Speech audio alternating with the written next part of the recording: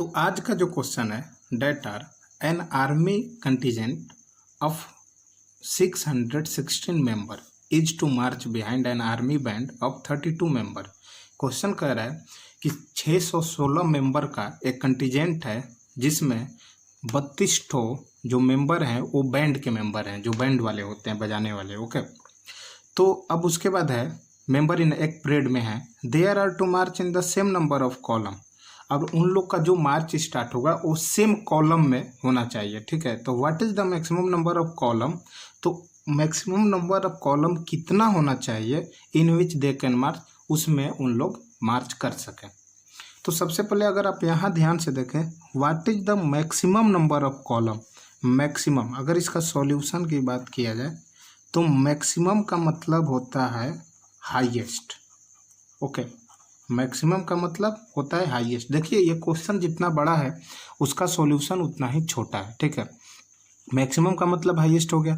अब इसमें कह रहा है कि there are to march in the same number of column. Same का मतलब क्या हो जाएगा, सेम का मतलब बराबर, बराबर बराबर मतलब दोनों में से, ये 616 और 32 में से एक मैक्सिमम नंबर, सबसे बड़ा नंबर होना चाहिए और वो भी कॉमन होना चाहिए। ठीक है, तो उसी को तो बोलते हैं हाईएस्ट कॉमन फैक्टर।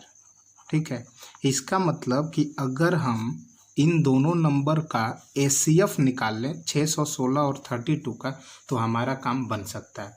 ठीक है, तो चलिए देखते हैं। तो जो नंबर बड़ा वाला है वो है 616, तो हम 616 को ए मान सकते हैं 616, और जो छोटा वाला नंबर है वो है 32 को हम क्या मान सकते हैं, बी। ठीक है, अब आपको पता है कि यूक्लिड डिवीजन लेमा जो होता है किसी भी दो नंबर के बीच में हाईएस्ट कॉमन फैक्टर निकालने के लिए यूज किया जाता है। तो हम लिख सकते हैं ये जो दोनों गिवन है उसको हम a equals to B Q plus R के फॉर्म में तो लिख ही सकते हैं। अब देखिए कैसे लिखेंगे, उसके लिए आपको क्या करना होगा, 32 से 616 को डिवाइड कर देना होगा। तो ये हो जाएगा एक बार में 32, क्योंकि दो बार में तो जाएगा नहीं, 32 दूना 64 होता है जो कि 61 से ज़्यादा हो जाएगा। 11 में से 2 9, 5 में से 3 2, अब ये हो गया 6। ओके, अब 32 से 296 अब कितने बार में जाएगा ज़रा सोचिए। तो अगर 32 को 10 बार में ले जाएं तो 320 हो जाएगा, तो इसका मतलब 296 से तो ज़्यादा हो जाएगा, तो इसको हम सीधे सीधे 9 बार में ले जाते हैं। तो 32 नवा आपका हो जाएगा 9 दूना 18 का 8, एक लगा हासिल, और नतिया 27 1 28। ठीक है, 288। 16 में से 8 गया 8, और ये हो गया आपका 8 में से 8 0, फिर 2 में से 2 0, रिमाइंडर कितना बचा 8। तो इसको मैं लिख सकता हूँ 616 equals to 32 into 19 plus 8।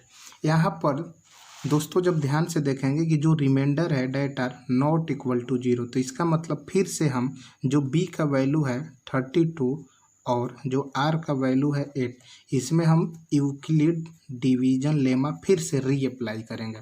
Okay, तो रीअप्लाई करने के बाद क्या हो जाएगा, मैं लिख सकता हूँ, क्या लिख सकते हैं कि 32 इक्वल्स टू 8 इंटू 4 प्लस 0। ठीक है, तो यहाँ पर अब ध्यान से देखेंगे तो रिमाइंडर हमारा 0 आ चुका है। तो जब रिमाइंडर 0 आ गया तो जो b का वैल्यू होता है, b का वैल्यू कितना होगा, अब ये दोनों नंबर जो होंगे, अब ये तो पिछले इक्वेशन में b का वैल्यू 32 है, r का वैल्यू 8। जब हम इसको रीअप्लाई करते हैं तो फिर से ये इक्वेशन चेंज हो जाता है, और ये 32 कुछ और नहीं बल्कि a है, और 8 कुछ और नहीं बल्कि b है। तो यहाँ से और एक उपाय और है, या तो इस इक्वेशन को स्टैंडर्ड इक्वेशन से कंपेयर कर दें, बी क्यू प्लस आर, तो आर की वैल्यू 0 हो जाएगी, बी की वैल्यू 8 और वी की वैल्यू 8 ही है। यही आपका एचसीएफ है, हाईएस्ट कॉमन फैक्टर। तो इसका मतलब जो मैक्सिमम नंबर ऑफ कॉलम होगा, the maximum number of column in which they can march, that is nothing but equal to 8। Okay, तो आई होप आपको क्लियर हो गया होगा। अब मिलते हैं नेक्स्ट क्वेश्चन में।